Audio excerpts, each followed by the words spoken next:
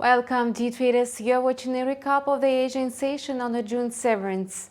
After a rise on Wall Street, Asian stock markets followed suit. Japanese equities dropped sharply after kicking off trading with the gains. It may indicate profit-taking or a trend reversal.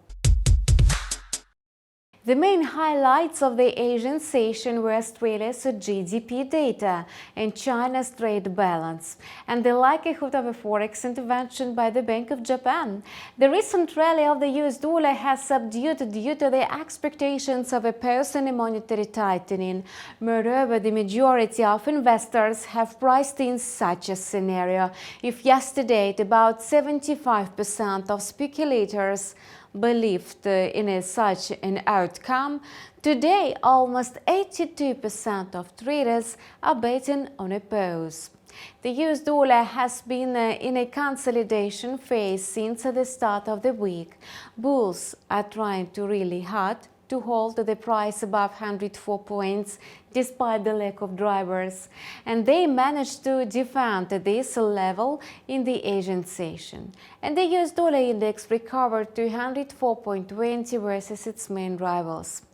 It has been growing for the second session in a row.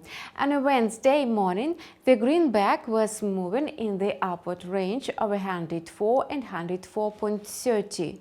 US government bonds advanced as well. A possible pause in the tightening cycle means a period of stable interest rates.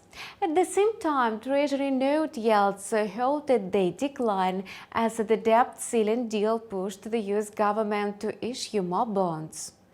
As investors are anticipating the Fed's rate decision, the 105 level remains a key resistance level for further growth.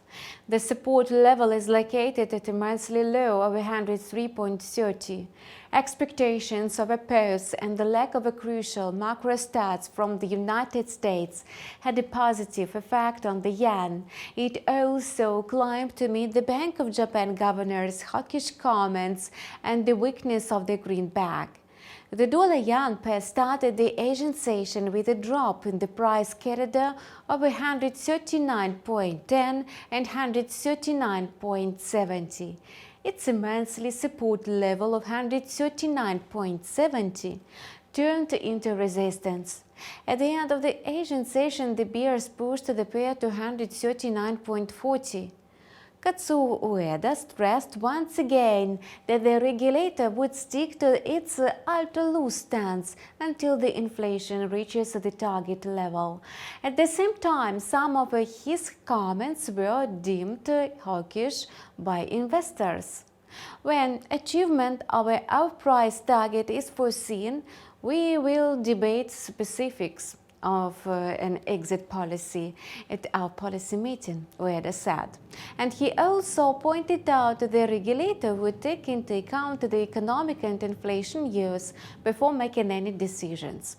While the plans of the Bank of Japan are still unclear, the Reserve Bank of Australia maintains a hawkish stance. Philip Lowe admits that the path to achieving a soft landing remains narrow.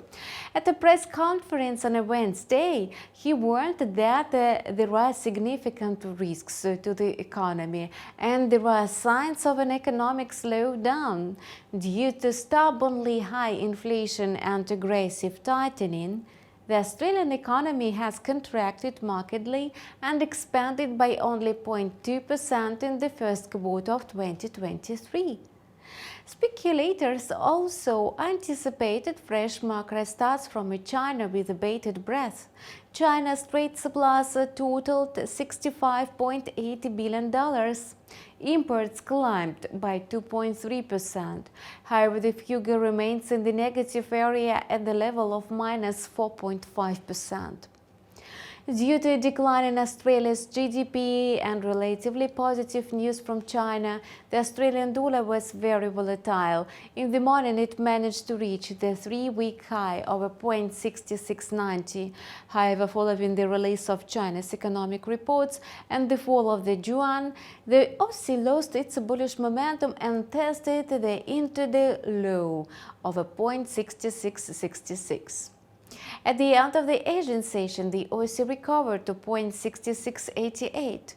Given that it's extremely vulnerable to Wall Street sentiment, bears could regain control. For instance, the kiwi resumed the downward movement. It was moving in the downward range of 0.6058 and 0.6091. Although the kiwi managed to advance to 0.6076, it did not change the overall bearish outlook. And that's all for now. Subscribe to our channel and stay up to date with the latest market news with us. And see you soon.